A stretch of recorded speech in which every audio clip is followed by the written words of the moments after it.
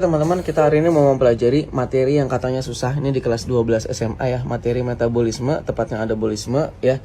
Kita akan pelajarin ini, insya Allah kalau teman-teman dengerin video ini, teman-teman pasti paham gitu ya. Jadi tapi ini di video ini baru bahas gambaran umumnya dan konsep dasarnya aja. Untuk mendetailnya, prosesnya apa-apa aja kita akan pelajari di video berikutnya. Oke.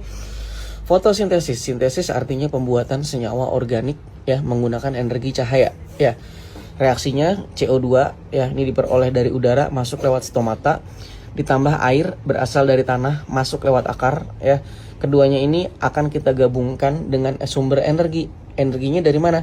Dari foton, dari cahaya matahari. Ya, biarpun tidak harus cahaya matahari, asalkan cahaya itu cahaya tampak ya, bisa dipakai.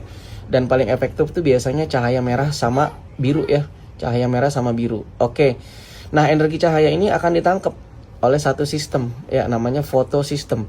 Fotosistem ini berarti kumpulan pigmen yang berkumpul di protein dan mereka tugasnya menangkap cahaya matahari untuk diubah menjadi energi kimia. Ya, fotosistem tuh isinya ada klorofil A, teman-teman, klorofil B, dan pigmen selain hijau namanya karotenoid. Jadi klorofil A, klorofil B, karotenoid berkumpul membentuk fotosistem. Tugasnya ini menangkap energi cahaya dan mengubahnya menjadi energi kimia. Oke. Hasil dari fotosintesis adalah ini, teman-teman, karbohidrat. Nah, yang saya tulis di sini adalah glukosa C6H12O6 ditambah oksigen. Itu oksigen ini berasal dari air, teman-teman, lewat proses fotolisis air. Jadi ini ringkasannya kira-kira seperti ini. Oke, lanjut. Fotosintesis terjadi di bagian akar, batang, atau daun kalau itu ada kloroplasnya gitu. Jadi akar juga bisa. Kalau seandainya akar itu punya kloroplas, dia bisa fotosintesis. Di batang juga bisa kalau dia punya kloroplas gitu. Akar biasanya itu di akar-akar yang naik ke udara ya. Itu biasanya dia punya kloroplas ya. Oke. Nah, kloroplas ini ya, teman-teman, kalau kita lihat gambarnya di sini, ini strukturnya ya, kira-kira ada membran luar, ada membran dalam, dan di dalamnya terdapat cairan. Nah, cairannya kita sebut dengan stroma gitu. Nah, di dalamnya terdapat tumpukan koin balon ya, kayak balon, dalamnya ada airnya, namanya tilakoid.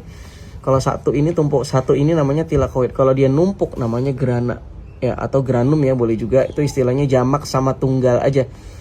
Di antara tumpukan grana-grana ini terdapat persambungan ya. Ini ada sambungan-sambungannya, ada lamelanya. Dan kalau mau detailnya, ini kloroplas ini punya ribosom juga ya, teman-teman. Kloroplas itu punya ribosom juga, dan kloroplas juga punya DNA kalau mau detailnya. Tapi kita fokusnya nggak ke situ ya. Oke. Nah, sekarang kita lihat, teman-teman. Kalau dari gambar-gambar yang biasanya teman-teman lihat di buku, tuh gambarnya pasti seperti ini ya. Jadi fotosintesis itu kan